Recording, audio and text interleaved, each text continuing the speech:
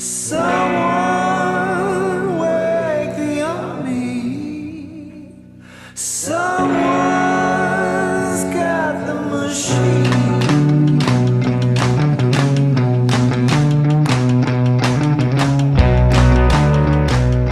Buenas tardes a los que nos había saludado. Y dejemos nuestra Biblia abierta aquí en Primera de Pedro, capítulo 5. Ya estamos llegando al final de esta carta. Y aquí en Primera de Pedro 5, del 1 al 6, ¿cierto? Es lo que acabamos de leer. Mantenga ya abierto. Bien. Cuando nosotros vemos el plan de Dios de salvación, no solo para nosotros, sino para la humanidad y para toda la creación, empezamos a comprender la amplitud de este plan, comenzamos a entender los propósitos que Él tiene y nos empezamos a dar cuenta que sin duda alguna es central, es fundamental que el Señor viene a rescatarnos de nuestra condenación que merecemos de forma justa porque nos hemos apartado de Él, por declararnos o pensar que somos independientes de Él y que no necesitamos de Dios, que podemos vivir nuestra vida de forma autónoma.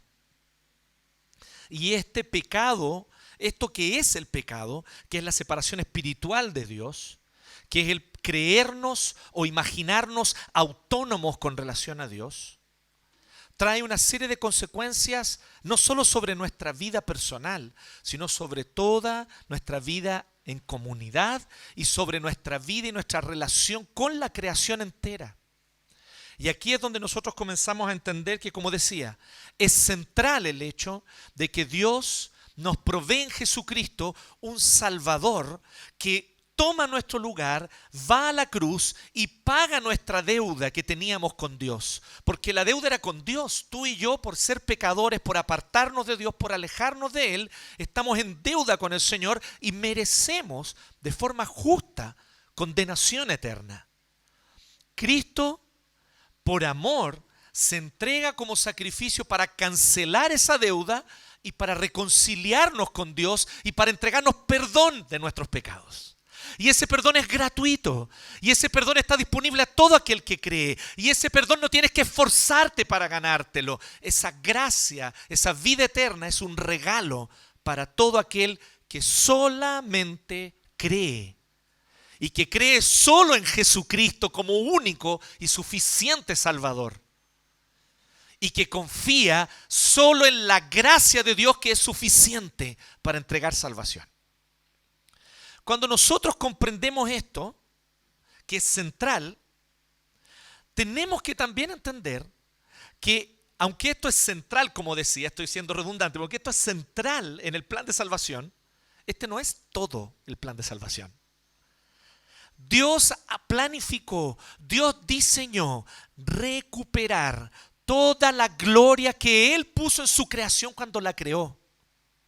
El plan de Dios abarca toda la creación. Abarca los ríos, mares, peces, aves, árboles, todas las estrellas y galaxias, porque Él las creó para su gloria y manifestaban de manera plena su gloria al inicio cuando Él creó todo. Pero por causa del pecado que entra, y entra por causa nuestra, el Señor nos pone como señores de la creación, y al pecar nosotros y apartarnos de Dios, entonces la creación toda se ve afectada. Entonces Dios hoy tiene un plan de restaurar la creación completa y es así como tú vas a ver en tu Biblia que termina la historia al fin de los tiempos. Jesucristo vuelve en gloria y majestad para instaurar un nuevo cielo, una nueva tierra, donde Él será el único rey que gobernará soberano sobre toda la creación. Y los que creyeron en Él, si están muertos, resucitarán para no morir nunca más y reinar junto con Cristo en la vida eterna. Y si están vivos cuando Él regrese, serán transformados sus cuerpos para no ser afectados por ningún tipo de corrupción y así vivir eternamente con Él. El plan de Dios es hacer una nueva creación. El plan de Dios no es solo salvar almas. Él salva almas porque es crucial, es central. Allí está la raíz del problema de la creación, nuestro pecado. que nos hemos alejado de Dios, que nos hemos creído independientes de Él, que pensamos que no le necesitamos. Ahí está la raíz, pero ahí no está todo el problema. Desde esa raíz, el problema se ha extendido a toda la realidad creada, se ha extendido a toda la realidad social, y levantamos, por lo tanto, a los seres humanos, culturas, civilizaciones y sociedades que se levantan en contra de Dios, que aunque reflejan parcialmente su gloria, en muchos sentidos se oponen abiertamente a Dios y a someterse a Él. Así que el Señor viene a restaurar la creación completa.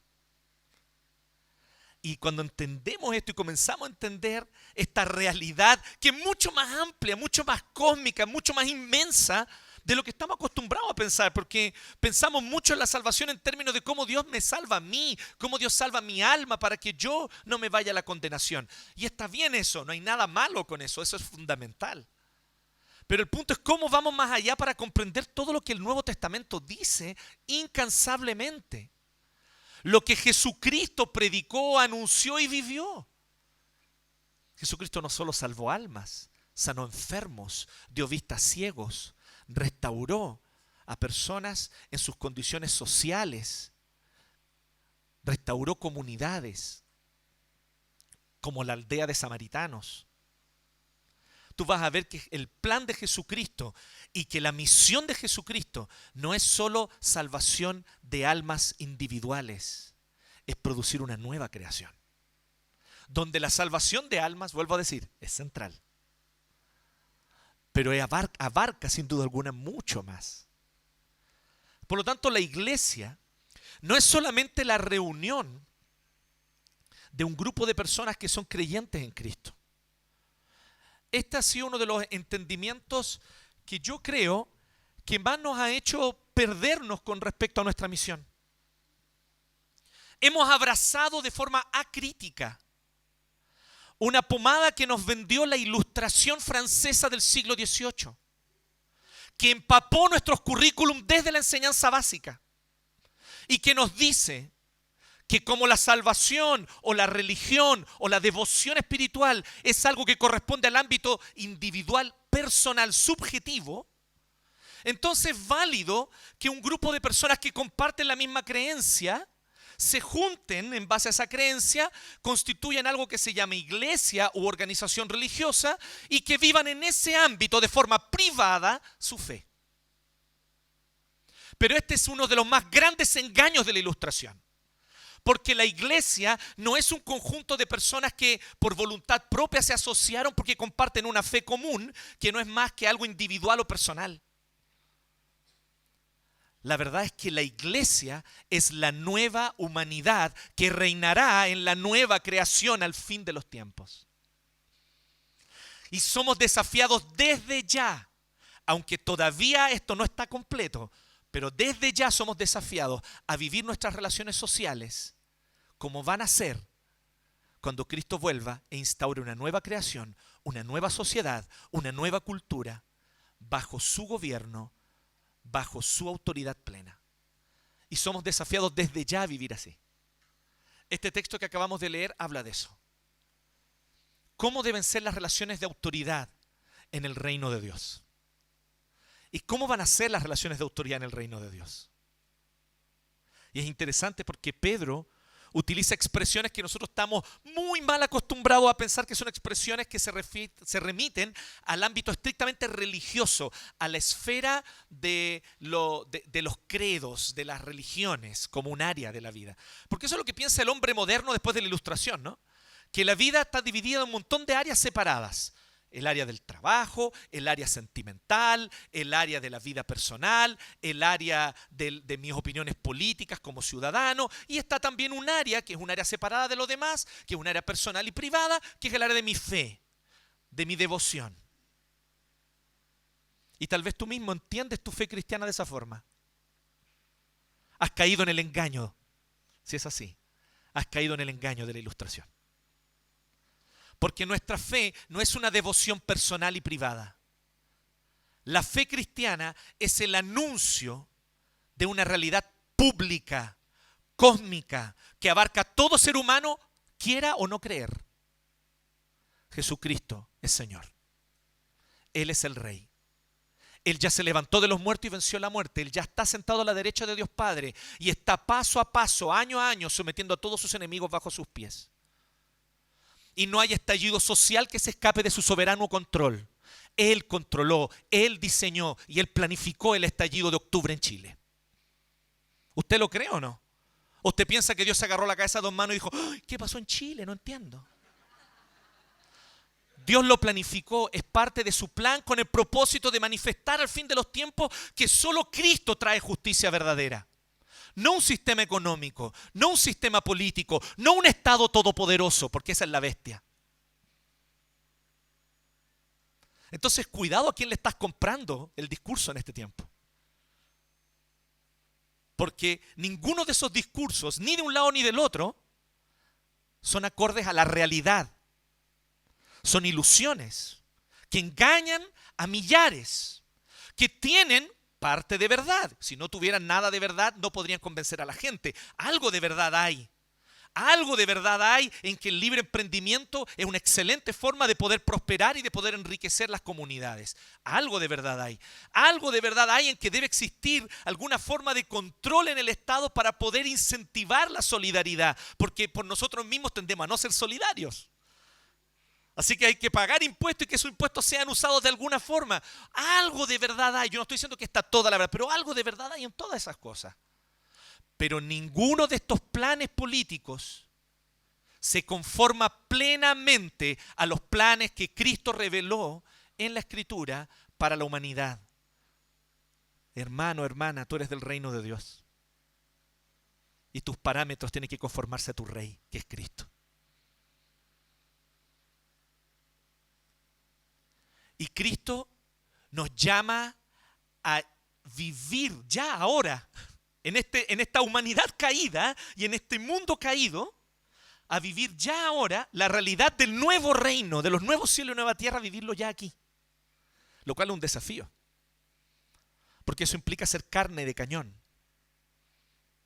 como hemos sido los cristianos por siglos, llamados a servir, a amar, a renunciar a la venganza, para amar al enemigo, para servir a aquel que nos ha hecho mal. Y es por eso que tengo que decirte algo súper claro, que lo hemos dicho varias veces. Querido amigo, amiga que estás aquí, si esto no te hace sentido, si esto a ti no te agrada, si esto en el fondo de tu corazón te parece un absurdo, necesitas nacer de nuevo. Porque no hay forma de abrazar el plan de Cristo, porque es contraintuitivo. Nuestra humanidad carnal no quiere eso. Quiere venganza. Quiere darle rienda suelta a la ira y al odio, justificándolo. Pensando que está bien, total han sido años de opresión, se justifica.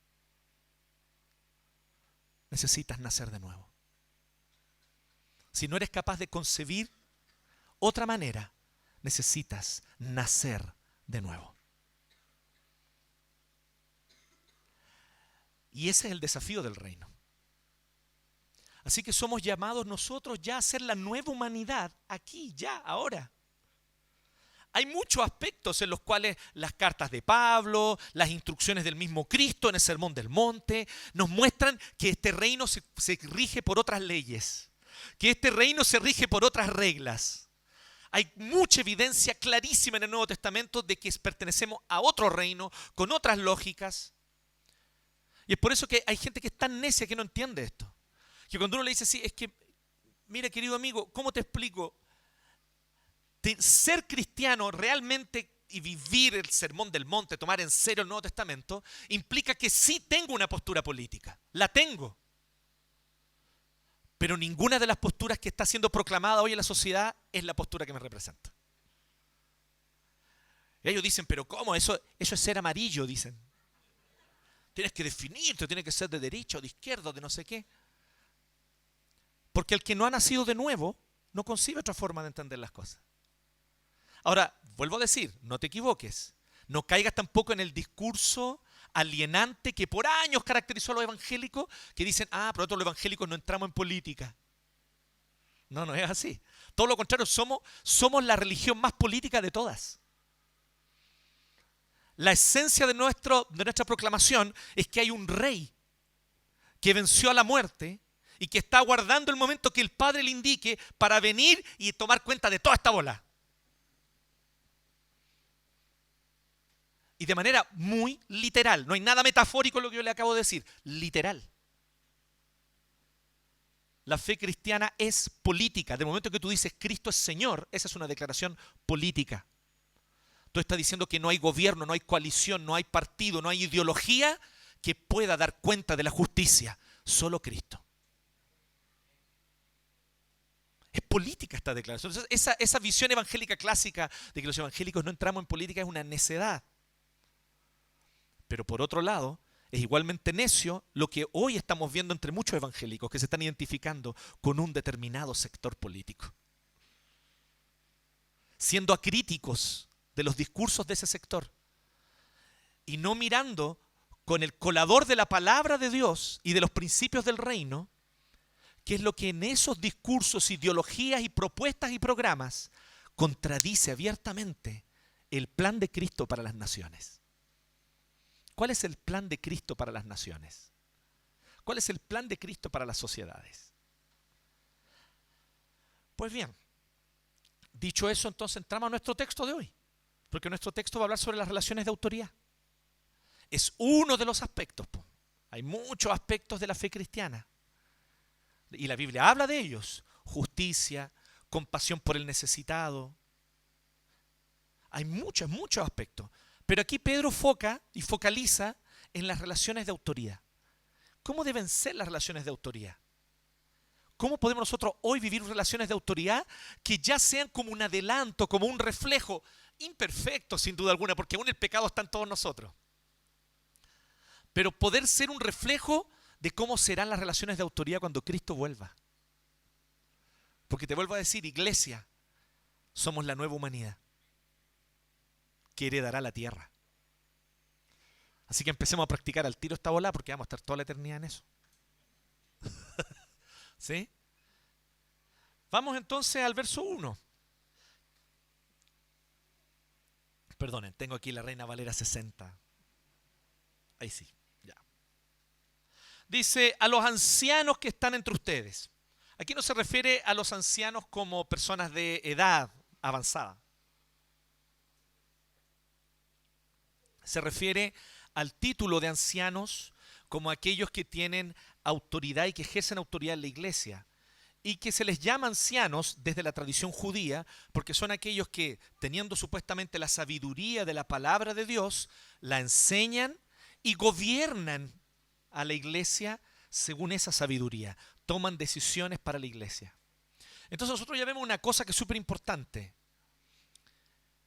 De alguna manera, de una cierta manera, Cristo no nos propone una anarquía.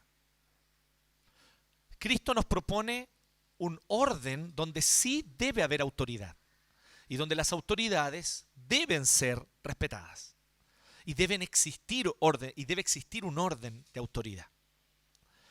Así que él dice a los ancianos que están entre ustedes, ¿quién está hablando aquí? Pedro. ¿Y qué era Pedro? Un apóstol, un oficio, pero así, clave, honroso, un oficio que fue de tremenda importancia y que ya cesó. Ya cesó. Sí, Johnny, lo siento. No puedes autoproclamarte apóstol. El oficio de apóstol ya cesó. Y fueron aquellos que cumplieron una importante función. Recibir revelación directa del Espíritu Santo para completar el mensaje del Nuevo Testamento. Sin embargo, el impulso apostólico de la iglesia no se acaba. La iglesia sigue siendo y va a ser hasta el fin de los tiempos apostólica, porque tiene un impulso apostólico, porque tiene un llamado que es apostólico, porque es la representante de Cristo en la tierra hasta que Él vuelva. Pero los apóstoles como oficio cesaron. Ahora, ¿qué es lo interesante? Que aquí Pedro dice, no se llama a sí mismo, llamo a los ancianos, ya que yo soy apóstol, así que soy más bacán que ellos, que me hagan caso. Porque yo, apóstol, les digo a los ancianitos, ¿me entienden? No es eso lo que está diciendo Pedro. Pedro dice, yo, anciano, igual que ellos. Entonces es muy interesante que lo primero que hace, antes de hacer la exhortación, porque Pedro hace la exhortación en el verso 2, pero en el verso 1, antes de hacer la exhortación, él dice y presenta cuáles son los fundamentos, cuál es el argumento, el fundamento para dar la exhortación.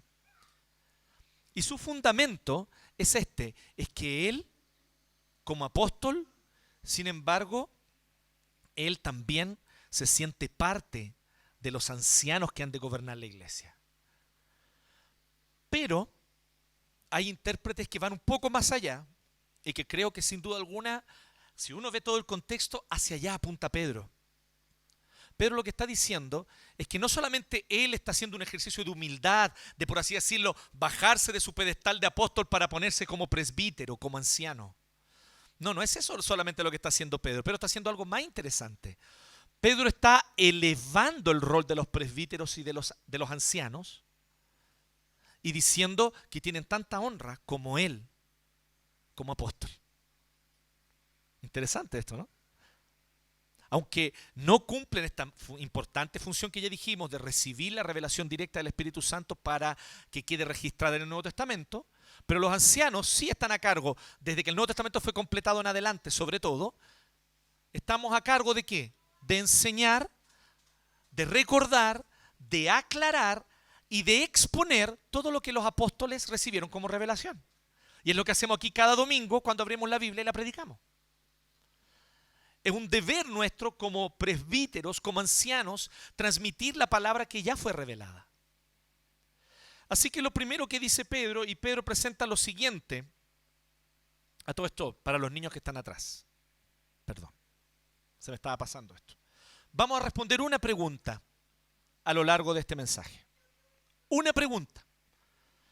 ¿Cómo vivir las relaciones de autoridad en el reino de Dios? La mencionamos, pero no fui explícito con los niños, así que con los niños grandes, con los jóvenes chicos.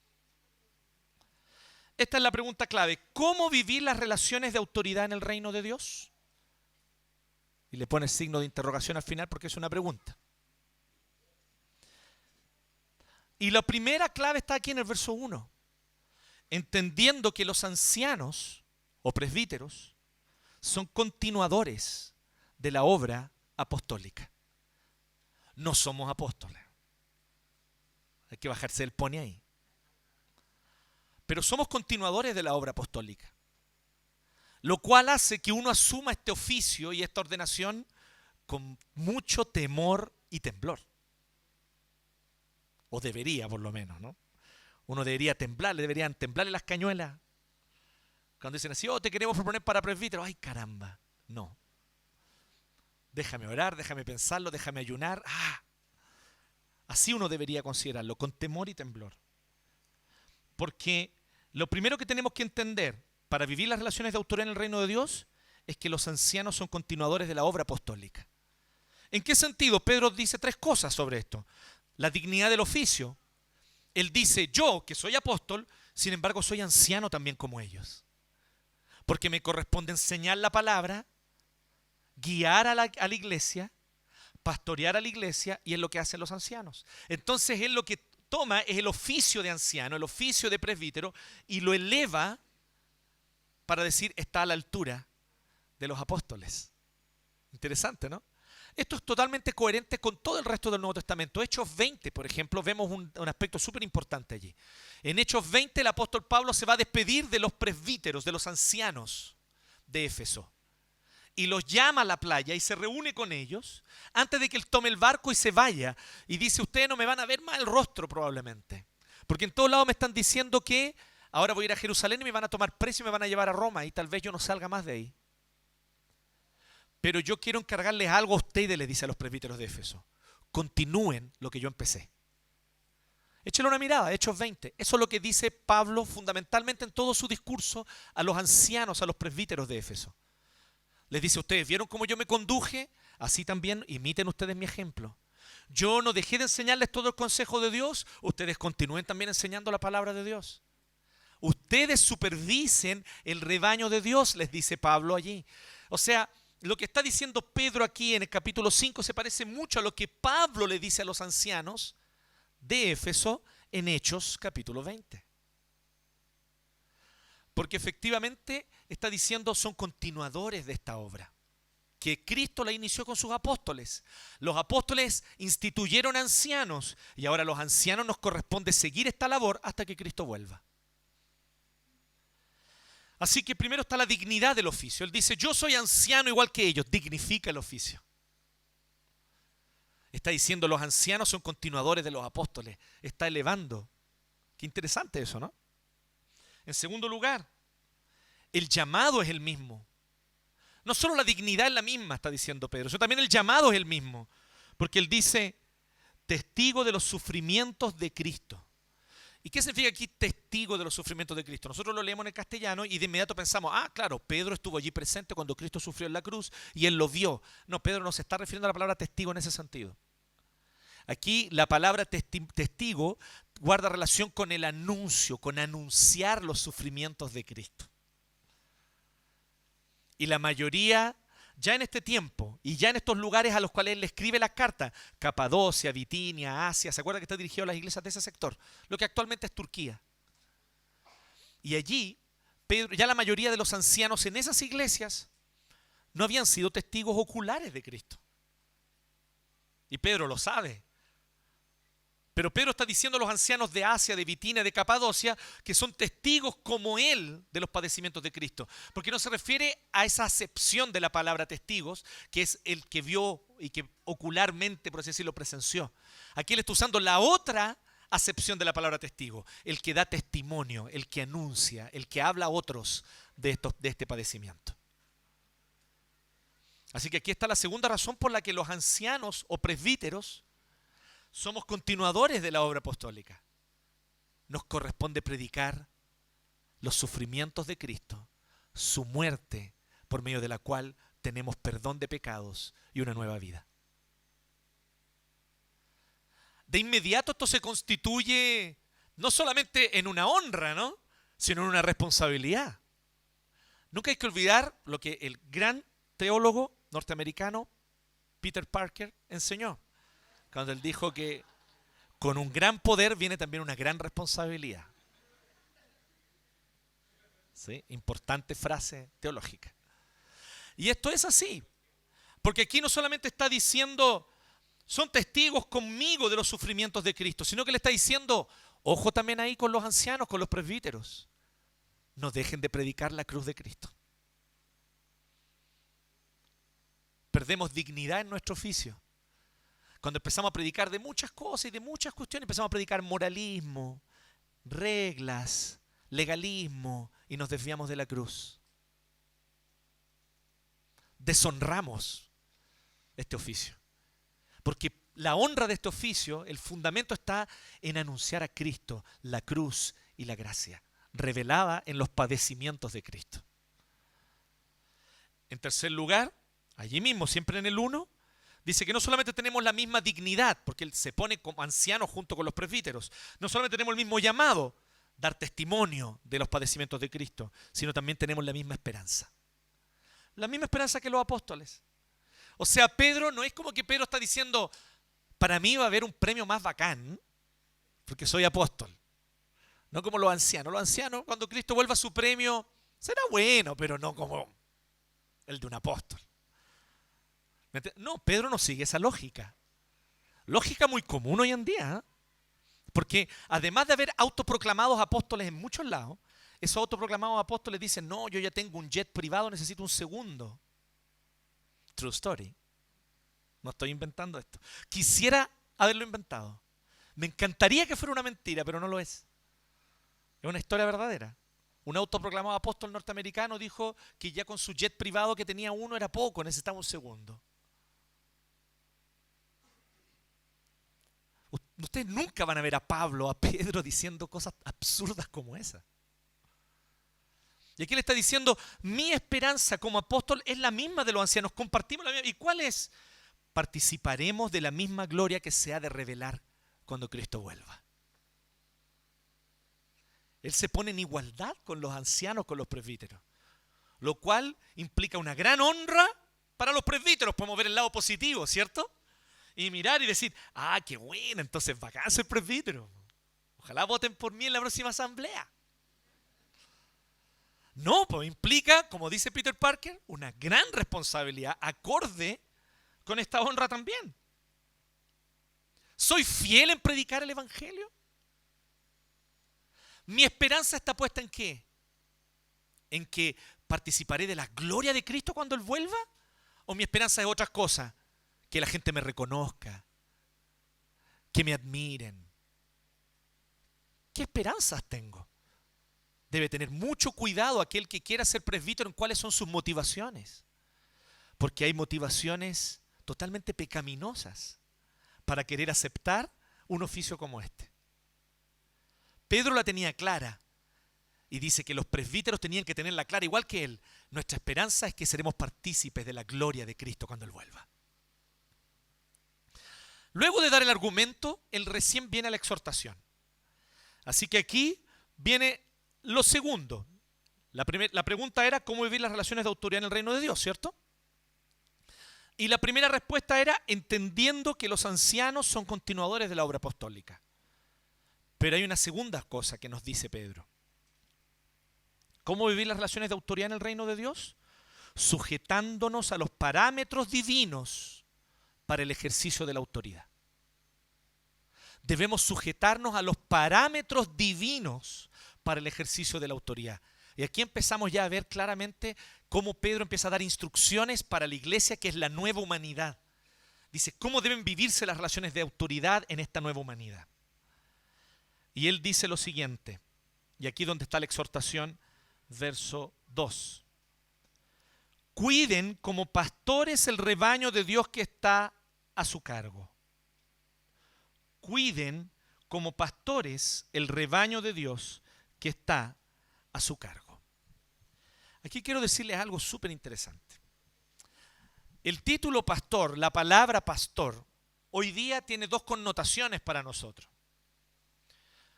Puede ser o el pastor que tiene ovejas, que cuida la oveja, la lleva, o un oficio eclesiástico, como el que me corresponde a mí, ¿cierto? Un oficio eclesiástico, un clérigo, ¿cierto? Bien. De hecho, es tan claro eso que son las únicas excepciones que hace algún par de años, ¿cierto? Iba a visitar, ¿cierto? Y a la familia del Rafita, todos conocen al Rafita, ¿no? Y él era más chiquitito, ya es chiquitito, pero más chiquitito. Y entonces, cuando terminé la visita, y esto me lo contó Gerson, que es el abuelo de Rafita, me lo contó después. Me dice que el Rafita se quedó tan curioso porque yo los iba a ver y él sabía que yo era pastor. Pero le llamaba la atención que él nunca me había visto con las ovejas. Decía, ¿dónde él guarda las ovejitas de él si él es pastor? ¿Sí? Entonces, lo primero evidentemente fue llamar la atención a la secularización de esta familia. Ah, no. ¿Cómo es posible que no sepan lo que es el oficio de un pastor? No. La verdad es que él como niño pensó de una manera muy concreta. Él dijo, bueno, el pastor de tener ovejas, ¿dónde están sus ovejas, digamos? Pero evidentemente esas son las únicas dos acepciones para nosotros hoy. ¿Qué es lo interesante? Que en el Antiguo Testamento la palabra pastor o pastores tiene una tercera connotación para nosotros hoy casi desconocida y que es la connotación que Pedro tiene en mente cuando habla aquí. Los pastores de Israel eran los gobernantes. Los pastores de Israel eran los reyes, gobernadores de cada provincia, de cada lugar, los jueces que estaban a cargo de llevar a cabo la justicia en los tribunales. O sea, no era solamente un oficio pastoril, ¿no? No era solamente un oficio eclesiástico, sino que incluso antes de que existiera la acepción de la palabra pastor como oficio eclesiástico, antes existía esta que es más antigua, que es un oficio político. Ejerce una autoridad política. Entonces, heavy que Pedro, porque para nosotros hoy día, siglo XXI, miramos y decimos, oh, sí, claro, se está refiriendo obviamente a los pastores como oficio eclesiástico. Y para nosotros está clarito el tema, ¿no? Entonces pensamos, sí, pastores, oficio, bla, bla, ¿cierto? Si estuviésemos en otro contexto, de inmediato pensaríamos en el cuello clerical, que ustedes saben que yo solo lo uso para ocasiones especiales. Pero la verdad es que esa connotación surge de expresiones como esta. Pero al inicio, Pedro está usando de una manera relativamente original la idea de pastorear, la idea de pastores. De hecho, cuando Jesús dice, yo soy el buen pastor, ¿se acuerdan que Jesús dice eso? Él no se refiere a que pastorea almas como el que aconseja, visita, predica, enseña. Él se refiere a rey, a que Él es el rey de su pueblo, que los gobierna y los guía. Yo soy el buen pastor significa yo soy el buen gobernante. Heavy, ¿o no? Y aquí ahora está diciendo Pedro, está utilizando esta palabra y dice, cuiden como pastores el rebaño de Dios. Ahora, ¿qué es lo potente de esta imagen del gobernante político como pastor? Hay una sabiduría hebrea antigua muy interesante aquí, que se remonta, dicen algunos, al mismo Moisés. Ustedes dirán, ¿por qué? Recuerden que Moisés fue un líder político del pueblo hebreo, eso es evidente. Él los guió, los sacó de Egipto, ¿cierto? Evidentemente fue la mano del Señor, pero él estuvo a cargo de hacer toda esa labor, guiarlos en el desierto, preocuparse de que se alimentaran, que tuvieran comida, que tuvieran agua. ¿Se acuerdan? Pero ¿a qué se dedicó Moisés 40 años antes de que el Señor lo llamara en la zarza ardiente? Él pastoreaba literal ovejas. Y tenía que guiarlas por el desierto para encontrar los pastos, para encontrar, que no es fácil, en una zona semidesértica, encontrar los pastos, encontrar las aguas, guiar a las ovejas. Por 40 años él ejerció ese oficio. A todo esto, permítame decirle, Moisés tenía 80 años cuando Dios lo llamó en la zarza ardiente. Algunos de ustedes tienen 40, 50 y dicen, no, yo ya estoy viejo para que el Señor me llame. No cachan nada. El Señor te puede llamar ahora. Ahora recién va a empezar tu ministerio, hermano. ¿Estás dispuesto a pensar en eso? Heavy, ¿o no? Entonces, cierre paréntesis. Así que Moisés, efectivamente él empieza a encarnar esta idea de que el gobernante es como un pastor que tiene que cuidar a un rebaño y guiarlos, como dice el Salmo 23, a buenos pastos, a aguas tranquilas. Si van por un valle muy oscuro, valle de sombra de muerte, dice el Salmo 23, si van por un valle muy oscuro, entonces él va con su cayado, que es esta vara, y va golpeando para que las ovejas al escuchar el golpeteo, porque ellas reconocen el golpeteo de su pastor, al escuchar el golpeteo lo siguen. Aunque no ven nada, pero lo siguen. Por eso dice que aunque ande en valle muy oscuro, tu vara y tu cayado me infundirán aliento. Porque la costumbre de los pastores era cuando iban pasando por un lugar muy oscuro, donde no se veía nada y las ovejas tal vez no veían nada, él golpeaba y las ovejas escuchaban el golpeteo y seguían el golpeteo de su pastor. Es lo que un gobernante tiene que hacer, tiene que guiar. ¿Sí? ¿Lo puedo decir o no lo puedo decir? Están muy abocados a reaccionar los gobernantes en estos días, ¿se han fijado en eso? No a tomar iniciativa, no a guiar, a reaccionar. ¿Me entienden? Y yo creo que es una de las razones por la que hay crisis política en todo el mundo, no solo en nuestro país. Entonces, de ahí viene esta metáfora o esta forma metafórica de hablar sobre el pastor, sobre el gobernante. Y ahora Pedro aplica esta idea que ya a los hebreos, ya el Antiguo Testamento la había consagrado como una idea de gobernante político, y la aplica a la iglesia, y como nosotros, siglo XXI, estamos contaminados por la Ilustración francesa, pensamos que la iglesia es una institución privada, que debe mantenerse en su esfera privada, porque no tiene nada que hacer en la arena pública. Y ese engaño lo hemos tragado de una manera así, pero infame, terrible. Porque el anuncio de Cristo es un anuncio público. Porque la cosmovisión cristiana que la Biblia revela es pública, es para todo hombre y toda mujer. Es la realidad del mundo. Punto. Como decía Francis Schaeffer, yo soy cristiano porque el cristianismo es la verdad acerca de la vida y del mundo. Punto. O como decía C.S. Lewis, creo en el cristianismo como creo en el sol. No porque lo vea, sino porque por medio de él puedo ver todo lo demás. Esta es la visión de la realidad que, valga la redundancia, se conforma a la realidad. Y por lo tanto, cuando nosotros vemos, Pedro está diciendo, cuiden como pastores el rebaño de Dios, está diciendo que tenemos un deber y una función política que ejercer, de gobierno. Qué heavy eso, ¿no? Me carga, de hecho, pensar eso. Personalmente, no me gusta. Mi ser carnal lucha con esta idea. A mí déjenme a cargo de enseñar nomás, de aconsejar. No quiero nada más. Pero Pedro está diciendo que cuando estoy enseñando y cuando estoy aconsejando, estoy guiando al pueblo. Y así cada uno de los presbíteros que tiene la responsabilidad de enseñar, de acompañar, de aconsejar, de predicar. Porque aquí no hace distinción. Habla de los presbíteros en general. Así que dice, cuiden como pastores. Pero lo interesante, eso sí, de la figura hebrea del gobernante como pastor, es que va abiertamente en contra de otra idea antigua que era mucho más popular. La idea del rey. ¿No es interesante eso? Para todas las otras culturas, ¿cómo era un gobernante? Era un rey.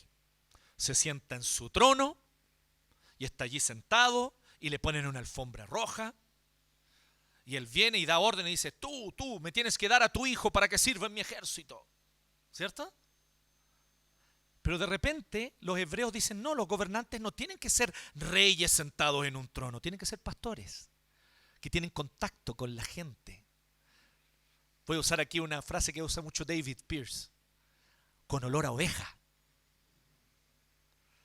Así tiene que ser un genuino político, tiene que tener olor a oveja, tiene que tener olor de la gente. Esto ya nos hace pensar cómo la visión bíblica es más profunda y es mucho más tremenda que las visiones que hoy día prevalecen, ¿no?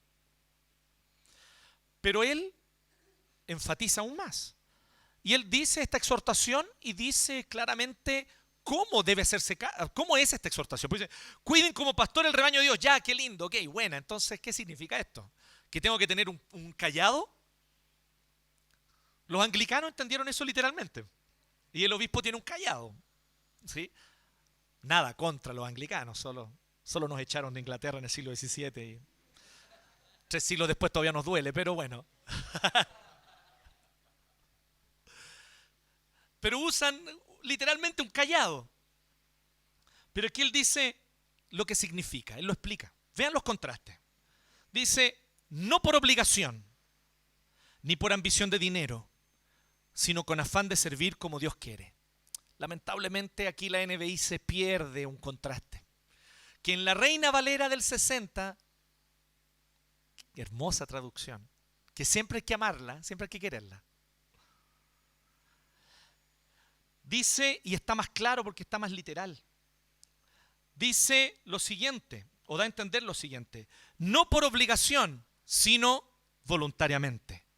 No por dinero, sino por deseo de servir. Y un tercer contraste, no como quienes ejercen un autoritarismo, voy a traducirlo, no como reyesuelos, sino siendo ejemplo.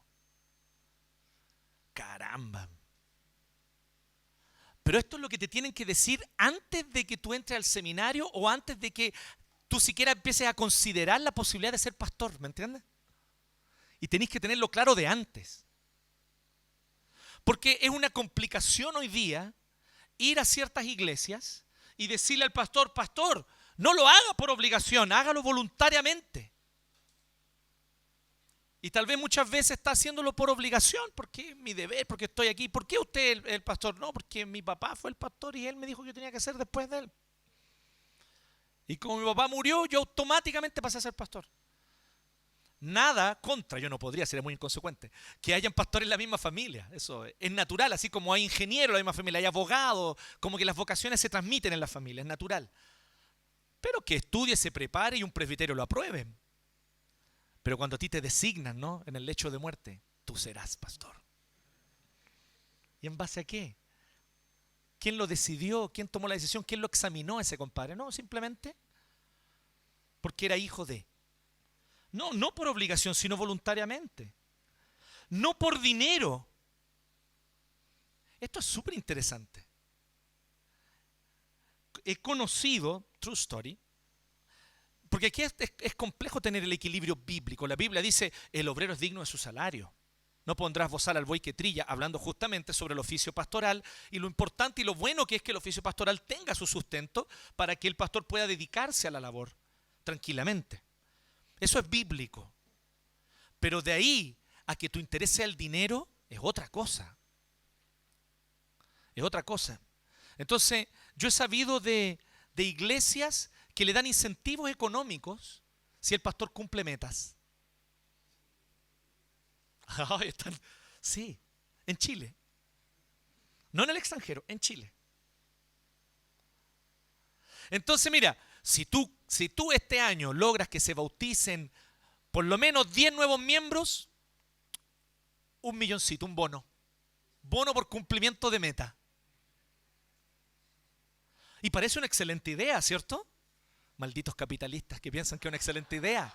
Ya los pillé a todos los que hicieron, sí. Los tengo identificados. Y puede ser una excelente idea si tú eres un comerciante y estás a cargo de una empresa. Yo no digo que es una mala idea, es una excelente idea cuando tú estás a cargo de una entidad cuyo objetivo es generar riquezas, lo cual a su vez genera empleos. Por eso es tan importante distinguir las esferas, ¿no? La esfera del comercio es distinta a las otras esferas, eso no está mal pensar así.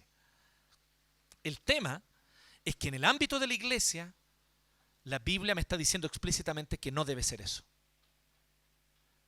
Que está bien proveerle el sustento para que ejerza su oficio, pero no debe hacerlo motivado por el dinero, sino por deseo de servir. Y en tercer lugar, no tiene que hacerlo como un reyesuelo, no como teniendo dominio sobre el rebaño. Pastor, ¿por qué vamos a hacer esto? Porque yo soy el pastor y yo dije, po. ¿Qué otro motivo necesita? ¿Entiende o no? Eso no ocurre en Chile, ocurre en otros países, ocurren esas cosas. Pero es verdad de que muchas veces empezamos, de hecho, aquí viene una muy mala costumbre, permítame aclararle algo bíblicamente, no quiero dañar su conciencia, pero tengo que ser fiel a la Escritura. Los pastores no somos los ungidos de Jehová. Sáquese esa idea de la cabeza, eso no es bíblico. Pero ¿cómo? ¿David dice eso de Saúl? Sí, David dice eso de Saúl porque Saúl era, ¿qué cosa? Rey. Eso es un ungido es un rey. Es un oficio político que se ejerció durante el Antiguo Testamento, durante un periodo. El ungido de Jehová hoy en el Nuevo Testamento es uno solo, es Cristo.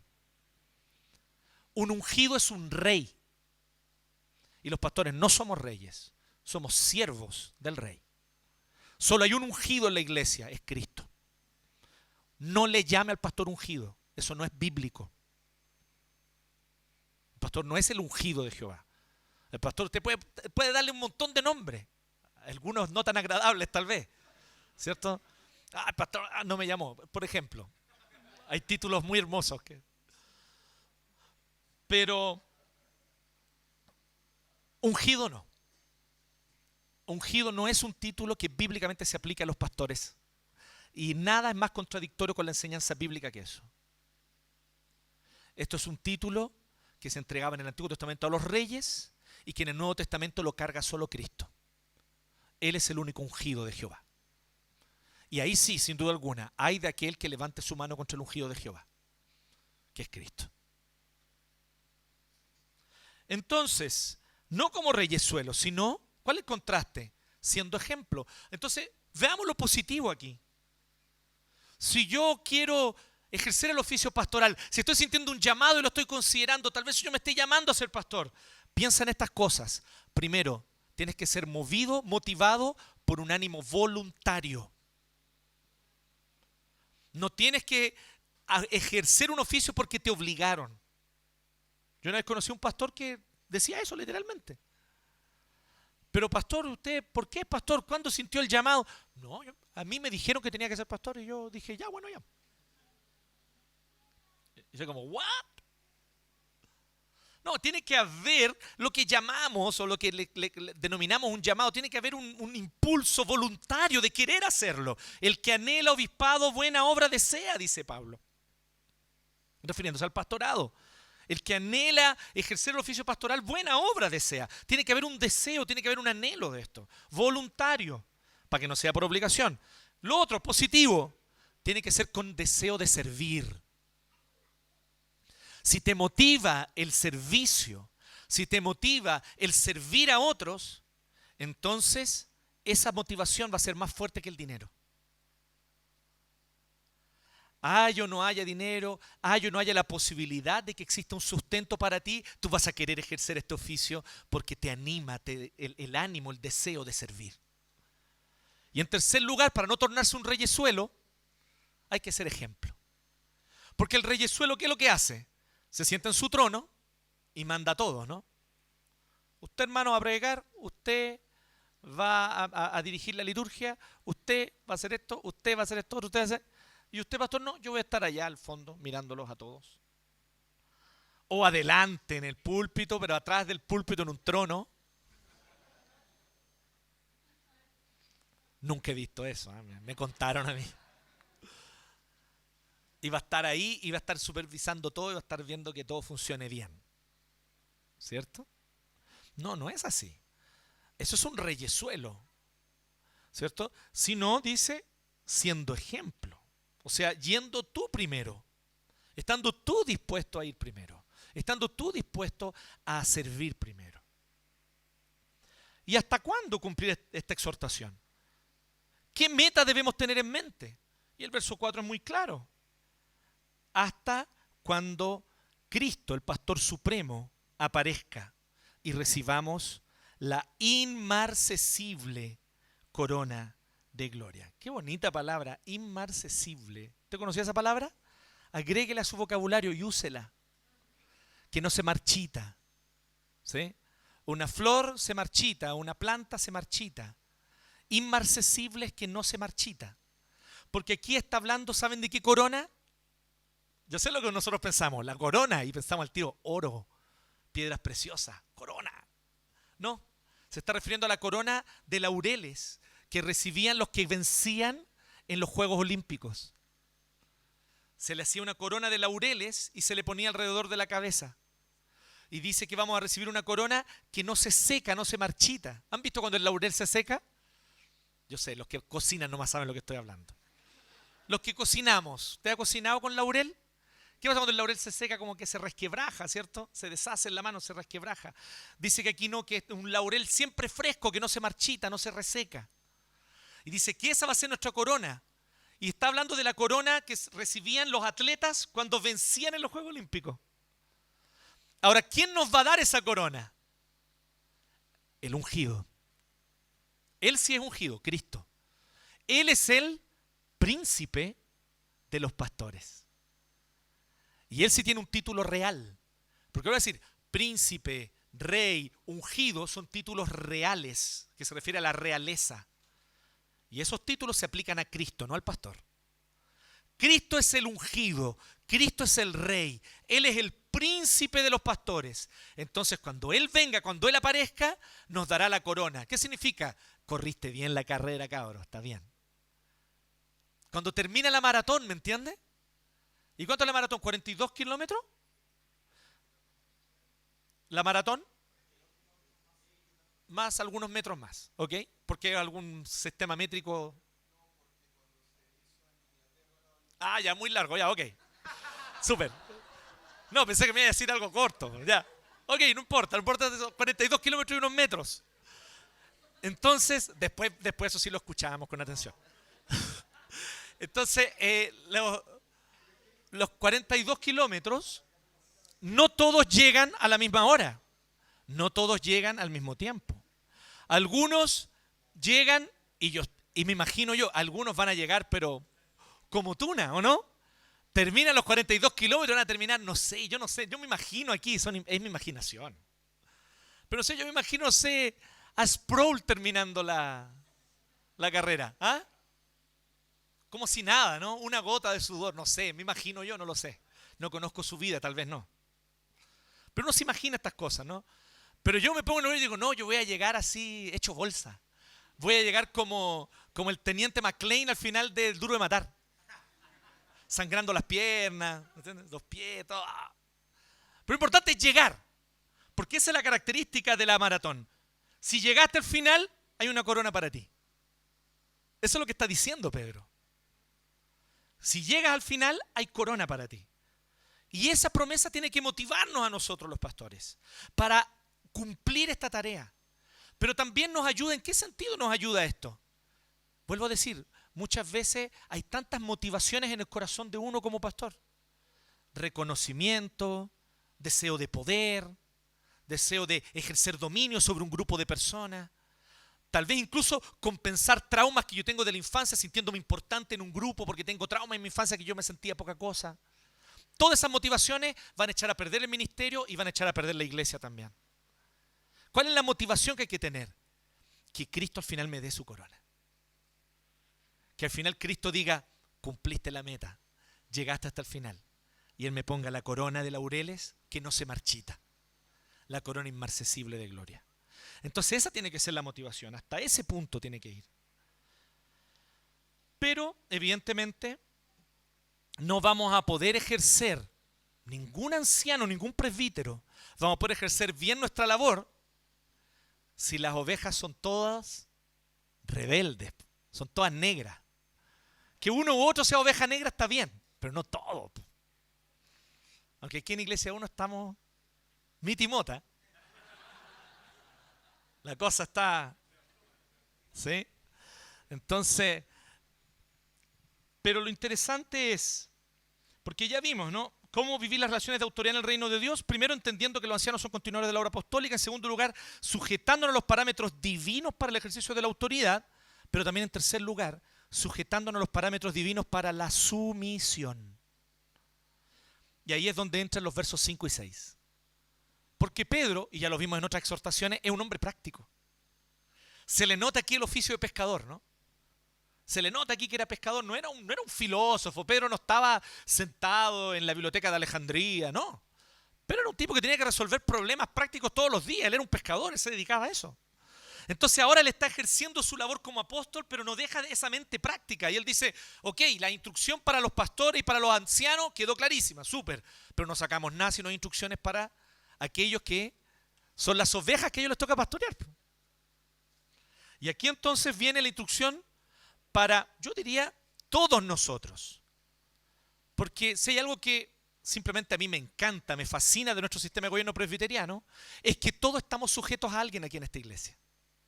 Yo como pastor no soy una autoridad plena aquí. Yo estoy bajo un presbiterio que tiene autoridad sobre mí. Así que a mí también me toca esta instrucción. Yo debo ser sumiso a mi presbiterio. ¿Me entienden? Entonces es muy interesante notar esto. Que el diseño de cómo está el gobierno presbiteriano hace que todos seamos sumisos a alguien. Nadie es aquí que nos llega a un punto de decir, no, ahí está la máxima autoridad, de ahí procede todo. Ahí está el papa. ¿Me entienden? No, no hay papa. Aquí hay consejos donde unos se sujetan a otros y donde todos estamos sujetos a nuestros pares incluso. Así que no piensen que esta instrucción no va para mí también, pero va para todos nosotros. Tenemos que sujetarnos, sin embargo, a los parámetros divinos para la sumisión. La exhortación a los pastores, como decía, solo podrá llevarse a cabo si la comunidad tiene disposición a someterse y humillarse. Y aquí yo quiero decir algo sobre la sumisión. Es un temón el tema de la sumisión. Es un temón. Es un tema poco explorado, creo yo. Poco estudiado. Yo he escuchado algo muy comúnmente que ya hace un tiempo me está empezando a hacer ruido. Por ejemplo, cuando hay un matrimonio y se están casando, siempre la exhortación es, basada en Efesios 5, que el esposo tiene que ser como Cristo y amar a su esposa como Cristo amó a la iglesia. ¿Cierto? Cierto, eso dice la Biblia. Bien. Ahí después dice, y las mujeres tienen que ser como la iglesia, sujetándose a Cristo, ¿cierto? Que sujeta a Cristo, así tienen que ser las mujeres con su marido. ¿Es cierto? No tanto, ¿cierto? ¿Pero cómo? ¿Qué? ¿Qué está diciendo, pastor? ¿Cuántas herejías está diciendo? No, espérense, yo no estoy diciendo que sea algo totalmente equivocado, pero creo que ese discurso está mal planteado. En la Biblia, Cristo no es solamente ejemplo de autoridad. Cristo es también ejemplo de sumisión. Así que esposas, ustedes también tienen que ser como Cristo. Hay algo que a mí me genera ruido cuando le dicen al esposo que tiene que ser como Cristo y a la esposa que tiene que ser como la iglesia. Lo encuentro penca. ¿Sabes? Es una deducción teológica, porque eso no está explícito ahí. Es una deducción teológica que toma parcialmente solo una instrucción, la de Efesios 5. Hay que tomar la Biblia completa. Y a las mujeres también les corresponde la honra, al igual que al marido, de reflejar a Cristo. Porque es una honra ser reflejo de Cristo. Y para nosotros esposos nos corresponde, que lo hacemos muy mal muchas veces, pero nos corresponde a nosotros ser reflejo de Cristo. En cómo ejercemos la autoridad, súper. Pero mujer, esposa, a ti también te corresponde esa honra. Tú también tienes que imitar a Cristo. Tú también tienes que ser como Cristo en la sumisión. Porque Él también es parámetro de sumisión. Y ese es un tema súper importante porque Cristo estuvo sujeto al Padre todo el tiempo en su ministerio, ¿no? ¿Se acuerdan? Y Él dice, yo hago lo que el Padre hace. Lo que el Padre hace yo lo hago igualmente. Y donde el Padre está obrando yo voy ahí para unirme con Él. Qué interesante esta relación de sumisión que no es otra cosa sino colaboración. No es una sumisión de, sí mi Señor, amén, amén. Honishiwa. No es una sumisión así oriental, ¿me entienden? De meter los zapatos, de meter los pies en un zapatito chiquitito y ser sujeta. No, no es esa sumisión. Es de ser colaboradora. Como Cristo colabora con el Padre. Y se sujeta al Padre porque trabaja con Él. Porque donde el Padre está obrando, yo estoy allí también igualmente con Él, dice Jesús. Bueno, esa misma sumisión aplica aquí. Porque no sacaríamos nada y no vamos a sacar nada con tener pastores, presbíteros que hacen bien su labor, que predican bien y enseñan bien y no hay iglesia. ¿Se piensan lo absurdo que sería eso? Una iglesia de puros presbíteros. Como decimos en Chile, puros caciques ni un indio, dicen. No serviría eso de nada. Entonces somos llamados también a reflejar a Cristo en la sumisión. Así que los principios de la sumisión bíblica son los siguientes y Pedro los presenta aquí. Y con esto terminamos. Primero, fíjense, la sumisión es mutua. Asimismo, jóvenes, sométanse a los ancianos. Hasta aquí, obvio, ¿sí? Si le estaba instruyendo a los ancianos que ejerzan bien su autoridad, también a los jóvenes, sométanse a los ancianos. Y por supuesto, ¿qué joven no va a querer someterse a autoridades de la iglesia que están dispuestos a ser ejemplo, que sirven no por dinero, sino con afán de servir, que sirven no por obligación, sino voluntariamente? ¿Cierto? A cualquiera de nosotros nos dan ganas de seguir a un líder así. Entonces es importante, por lo tanto, este llamado. Pero sigue más allá, porque en el 5 no termina y dice, revístanse todos de humildad en su trato mutuo. ¿Me siguen o no? Entonces, no es como que de repente John Knox estaba en Escocia en el siglo XVI y dijo, voy a inventar esta ola de los presbiterios para ver cómo resulta. No. Él quiso reflejar los principios bíblicos. Dice, todos tienen que someterse a alguien. La sumisión es mutua. Así que el pastor no puede ser un reyesuelo de la congregación que no le rinde cuenta a nadie. Así que tiene que estar sujeto a un presbiterio que tiene autoridad sobre él. Y los presbiterios están sujetos a un sínodo. Y el sínodo, ¿me entienden? Y así va. Entonces, cuando diseñan esta idea, es para tratar de expresar humanamente, porque es una forma humana de gobierno, pero trata de reflejar los principios bíblicos. Y este es el primer principio de la sumisión. Recuerda esto, la sumisión debe ser mutua. Allí en esa comunidad, allí en esa iglesia, donde todos se someten al pastor y el pastor no se somete a nadie, no hay sumisión mutua. Allí el ejercicio del gobierno no es sano. Tiene que haber sumisión mutua. Y ahí ustedes dirán, qué interesante esta idea. Entonces, probablemente, claro, lo que hizo John Knox fue mirar el sistema republicano, democrático, moderno y lo copió en la iglesia. No, es al revés. Las repúblicas democráticas modernas se basaron en el sistema presbiteriano de gobierno. Solo como dato histórico, digamos, el sistema presbiteriano de gobierno ya estaba establecido como una democracia representativa, por lo menos 200 años, ciento y tantos años, casi 200 llevaba, cuando Estados Unidos, que es considerada la primera república plenamente democrática que se establece en la modernidad, cuando Estados Unidos obtiene su independencia, en 1776. Miré a George a ver si me soplaba, ¿está bien, no? ¿Sí? Ya, ok. La sumisión es mutua, es un principio bíblico. Todos tenemos que estar sujetos a alguien. Segundo principio de la sumisión. La sumisión debe ser a Dios en último lugar. Usted no tiene por qué someterse a algo que no es conforme a la palabra de Dios. ¿Me entiende? Yo como pastor, algunos de los presbíteros nos podremos sentar contigo, conversar y preguntarte cómo está tu corazón, qué está pasando con tu vida, y en base a la palabra de Dios darte algunos consejos, y decirte, mira, veo esto otro, pero te lo dejo a ti, es una decisión tuya. Pero los pastores no podemos decirte con quién te tienes que casar. No podemos decirte qué carrera tienes que escoger para entrar a la universidad. Eso simplemente escapa totalmente de las atribuciones de un pastor. No tenemos autoridad de Dios para hacer eso. Tú, en tu relación personal con Dios, debes tomar esa decisión. A nosotros nos corresponde darte la orientación bíblica general. Por ejemplo, ¿me entienden? Entonces, cuidado.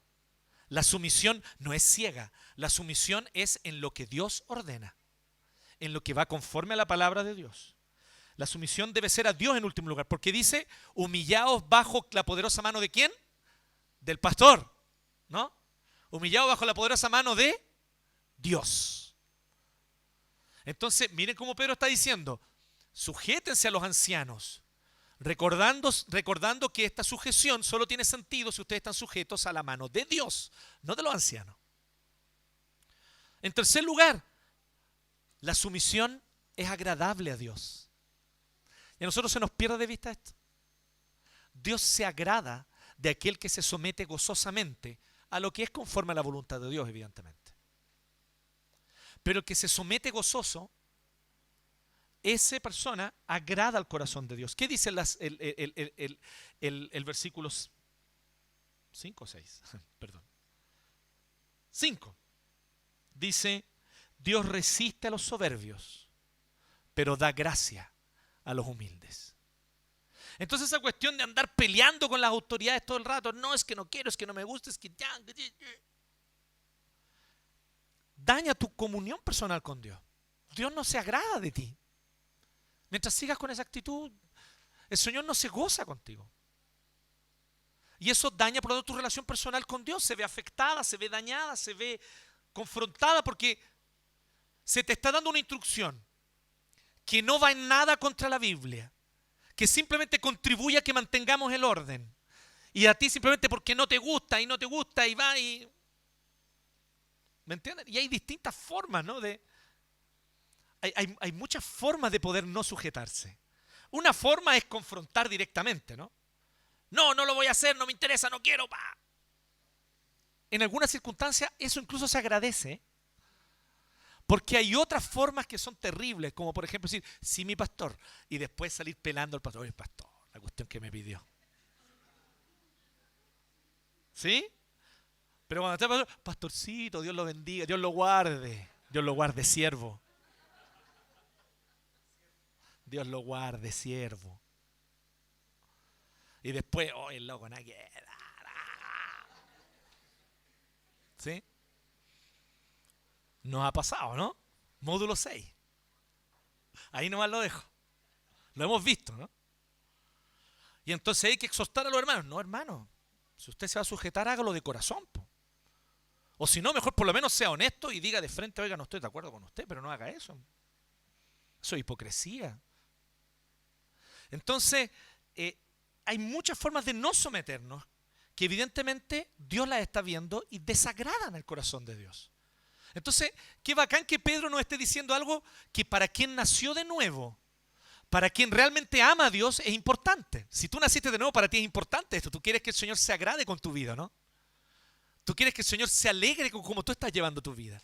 Y el Señor se alegra con los humildes, no con los soberbios, no con los arrogantes, no con los rebeldes, con los humildes. Con los humildes Él se alegra.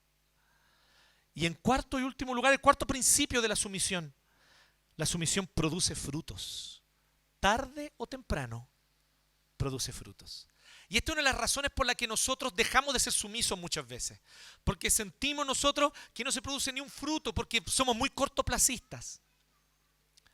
Pero aquí nos está diciendo Pedro, a su tiempo, Dios los exaltará.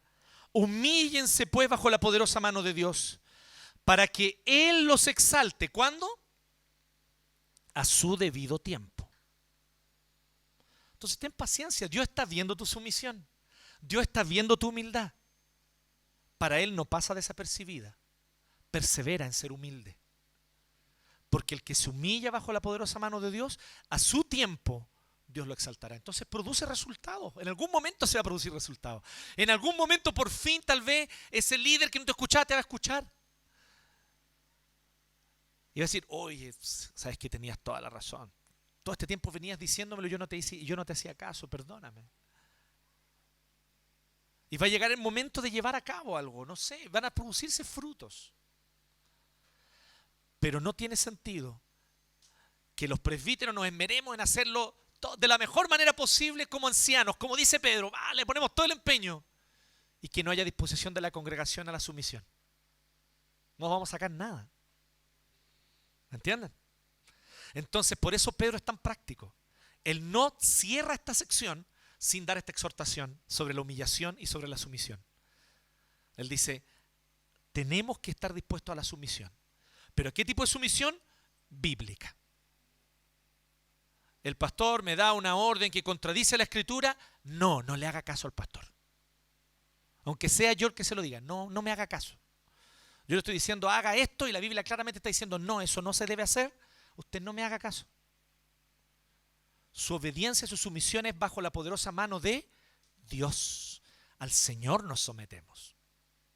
Y las autoridades humanas somos llamados a reflejar esa integridad de Dios en los mandatos, en las órdenes, en la autoridad que ejercemos. Y así es como empezamos a constituir un nuevo reino. ¿No les parece interesante? Así es como las relaciones de autoridad comienzan a cambiar. Así es como de repente las relaciones de autoridad en esta nueva humanidad que heredará los nuevos cielos y nueva tierra, ya comienza a vivirse ahora, de manera distintiva, contra la corriente tal vez. Porque es contra la corriente líderes que están dispuestos a servir. Los líderes quieren reconocimiento y poder. Pero también es contra la corriente un pueblo que quiere someterse y obedecer. Porque siempre queremos de alguna manera sacudirnos la autoridad y pensar que somos autónomos y comprarnos el engaño de la serpiente y decir, no, tú serás dueño, tú serás como Dios. El engaño de la serpiente, ustedes serán como Dios. Y todavía ese engaño sopla al oído del pueblo. Cuidado, tampoco ese es el plan de Dios. El plan de Dios es líderes que sirven y un pueblo que se somete a la voluntad de Él. Si nosotros vivimos esta estructura, el Señor va a hacer lo demás. Esa tiene que ser nuestra confianza y nuestra fe, que el Señor hará lo demás. Amén. Les invito a que oremos. Gracias te damos, Señor, por tu palabra. Gracias, Señor, porque tú nos enseñas y nos exhortas cosas que tal vez son muy contraculturales.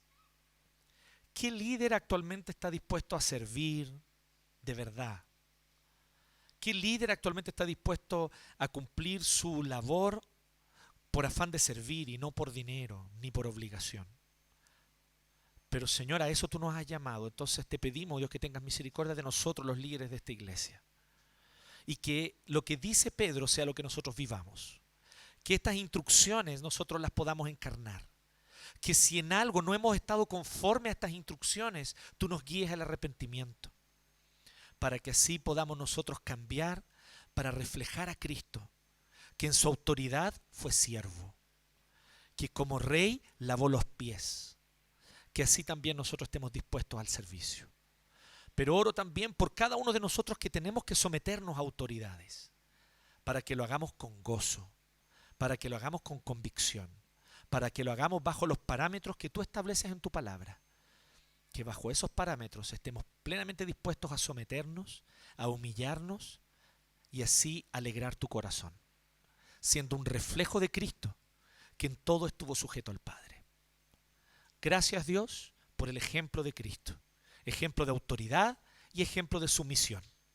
Gracias, Señor, queremos ser como Cristo, queremos imitarle. Ayúdanos, oh Dios, en nombre de Cristo nuestro Señor.